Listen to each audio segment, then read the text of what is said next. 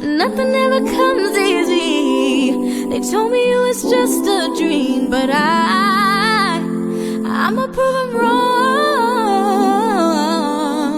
Hey guys, welcome back to my channel. As you guys saw in my last video, I moved into my new apartment.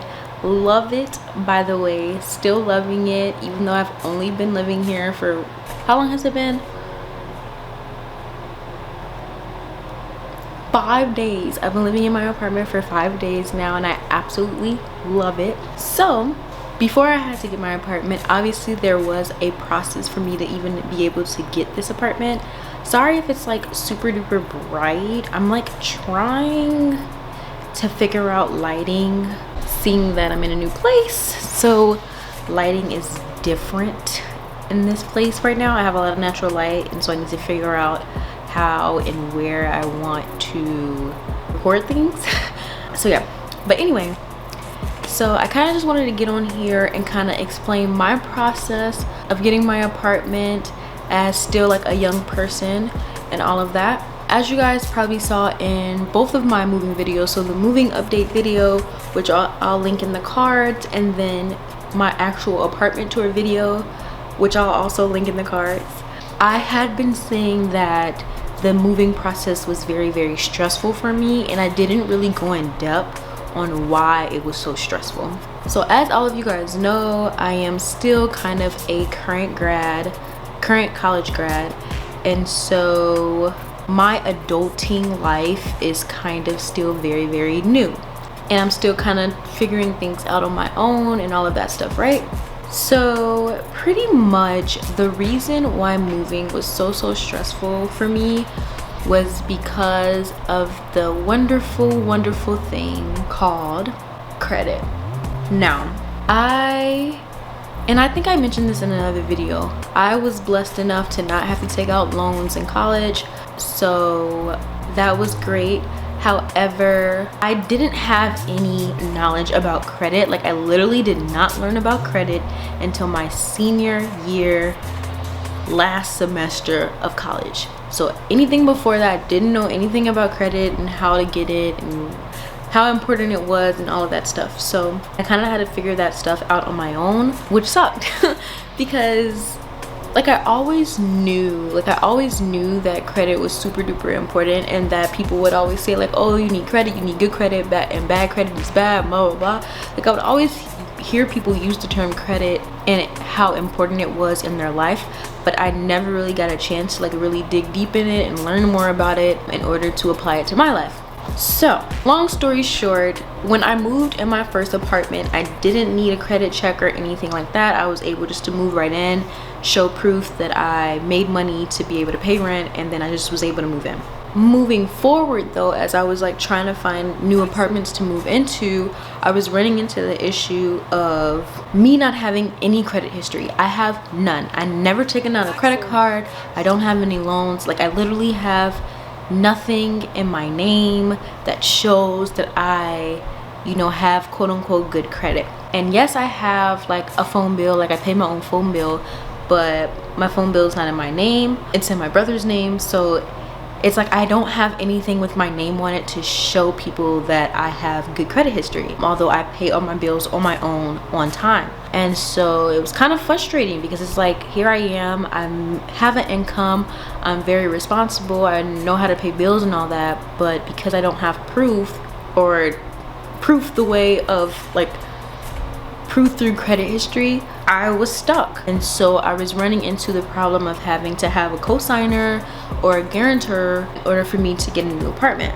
And the thing with that is I don't have anyone. Like, I don't have anyone to co-sign or be a guarantor for anything, because I am all of my like immediate family, so like my parents, my friends, my siblings, all of them, I am kind of in a better position than all of them, and so they are not able to afford to say, oh, I'm able to afford to pay for Tasia's income, blah blah blah, and mine at the same time. Like, people just don't got it like that. Like, I don't know anybody in my immediate circle like that. So it was kind of like I was out here on my own, and so it was really frustrating because time was coming. You know, I actually tried to do the search early ahead of time, like a month in advance, because I was like, oh, I really want to find like a really good apartment. Like, I was trying to take my time with it, but it was just the fact that because I didn't have credit, like, I was stuck. I was stuck, and I was getting very nervous because it was like, oh, like, if I'm not able to find an apartment that doesn't care for credit, then I'm gonna be out of luck. I'm gonna end up having to stay in an apartment that I don't want to stay in, and it was just really, really frustrating. Yeah, so to say that, I wanted to get on here to just kind of talk about all of that and just get my frustrations out. And hopefully by watching this video, you might learn something about credit and hopefully be able to take that and not be in the same situation I was. So for starters, I still am not a pro at all about credit. I still don't really know much about it. I'm just gonna tell you guys the things that I've learned so far on my own, and you guys can do with whatever you want. So first thing about credit, there's good credit and there's bad credit and there's no credit. So good credit obviously is showing that you have a good history, or you have really, really good proof that you pay things on time and all of that. Whereas bad credit obviously is that you're not paying things on time, and you're kind of going down the rabbit hole with that. And then no credit is just as bad as having bad credit, because again, you don't have any history. And that's kind of the situation I was in. I had no credit, so it was kind of like I had bad credit because I don't have any history to show people that I know what I'm doing, right? And so a couple of things or tips that I've learned along the way is that one thing that you guys should do or should pass along, I guess, is credit cards. In order to get a credit card, most credit cards, you have to have good credit, which was another problem that I was having, not being able to get a credit card because I don't have any credit to prove to credit card people that I know how to pay on time. It's just like everything is so like linked together, and it's kind of frustrating. It's like a job. It's like a job that wants you to have past history, but you don't have that. So it's like, oh, I can't get a job, but how am I supposed to get past history if you guys won't even hire me? That's kind of the situation I was in. So with the process of getting my credit card, I had to get something called a secured credit card, which is just like a regular credit card. The only difference is that you have to put down a deposit in order for you to receive the credit card. So I am currently using Discover, so I have a Discover secured card, and so in order for me to get the card, I had to put down a $200 deposit, security deposit, and that was just moved over to become my credit limit. And so that's the credit card that I have now. Some tips though to kind of avoid that: getting a credit card earlier in your career, or earlier in your life. So if I believe you're able to get a credit card as early as 18 years old. I'm not really sure, like your own credit card, but even before that, you're able to build your credit. Let's say your parent has a credit card and they put you down as an authorized user, saying that you are authorized to use this credit card. You're able to use their card, and it also counts toward your credit. So that's one really, really good way to do if you're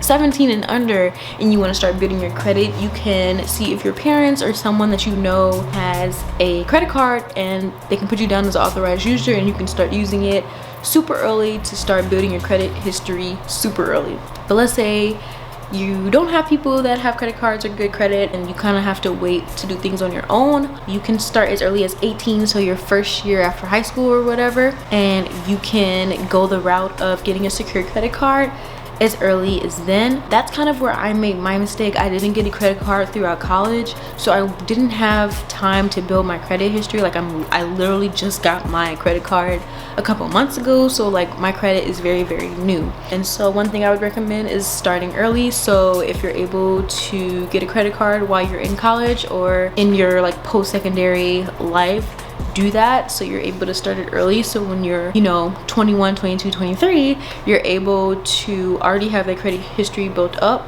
and then you don't have to go through what I had to go through with trying to get things figured out credit wise. So that's with that. Honestly, there's so many things to learn about credit, and like I feel like this video is gonna be super long if I go over like all of like the little things that I know about credit. Like I said, I literally learned so much in like my last year of college, and then I was able to write all that stuff down and remember as much as I can. But I just wanted to give you guys at least that one tip to just start as early as possible so you're not in the predicament that I was in with trying to figure out credit, because it's not fun. Like you literally need credit for everything, like every single thing you need credit. Like even as I am moving into my new apartment and I have to switch my internet provider, I need credit history to prove that I'm able to pay for my internet, and I don't have that. So now I have to pay another deposit in order to set up my internet, this new internet provider. So that's super annoying. It's just like if you don't have credit, you're gonna have to like put down these like really big amounts of money down as a deposit in order for you to even enjoy anything in life. It's super annoying.